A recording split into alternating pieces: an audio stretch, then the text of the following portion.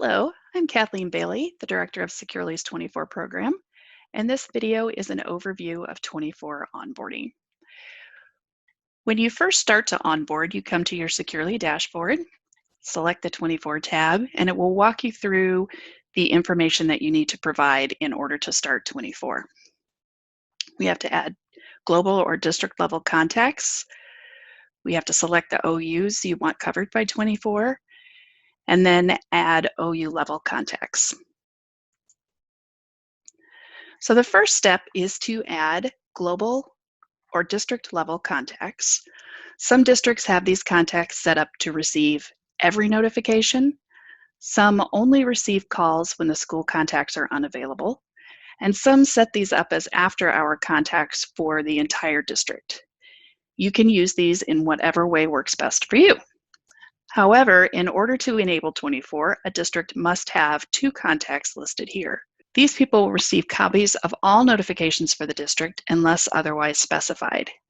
You can indicate in the notes section here if you have special instructions for the contact, such as should only receive extreme alerts or only violence alerts, or you wish this contact to receive notifications only during specific days or times.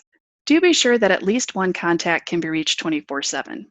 This may always be the same people, it may be a rotating team, or you may choose to have a police department take calls for wellness checks on nights and weekends. During an emergency where a student is actively attempting suicide is not a good time for the 24 team to realize that we only have office phone numbers. So please do include all contact information you can in this area. If you want to have more than 2 contacts, just press the blue button here. Next step is to select the OUs you want covered by 24. You can add filter and/or auditor 24 to any or all OUs by clicking the boxes on the left.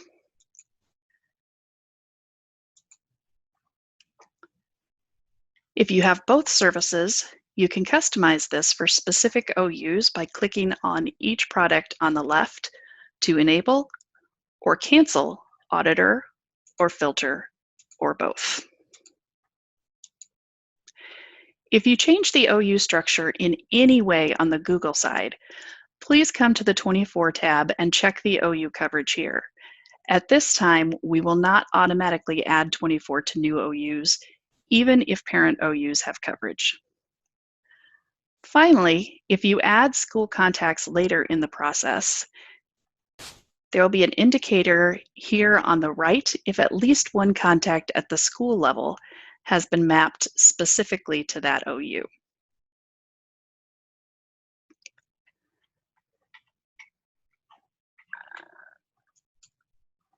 The next step is to upload the school emergency contacts via CSV. These are contacts that are specific to selected OUs. If you only want district level contacts, the school level step can be skipped.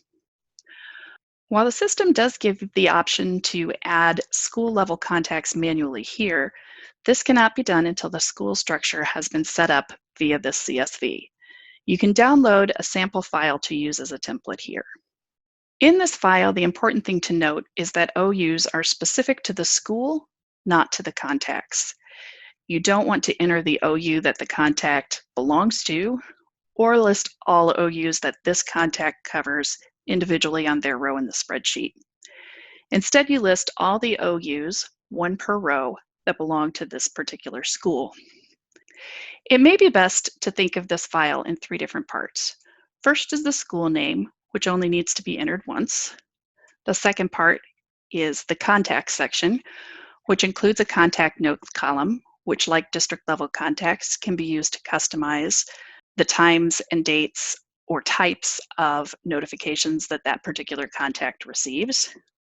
And finally, there's the contact OU groups section. And again, these OUs match with the school, not with the contacts themselves, despite the header. This isn't the best example because there is only one OU for each school. However, some schools may have subcategories here, which would be secureelysd.org/students/freshmen or /9th grade.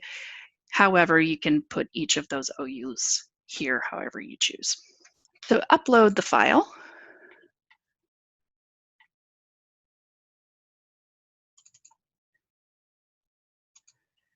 Select the file and upload it. Once you have uploaded the file, please check here to see if everything loaded properly. The system can be very finicky, so you may see errors listed here. Sometimes it's easy to fix, like a missing piece of the OU structure. Sometimes you may not have checked in OU in the last step that you want covered by 24. Sometimes the issue is harder to find, like a tiny typo or a backward slash in the OU structure. I did create and upload the files for existing customers after this feature released. If there is a way to screw it up and create an error, I absolutely found it. So if you have errors and you can't figure out what's causing them, please reach out to our support team. If they can't figure out what's causing the problem, they'll let me know and I'll take a look.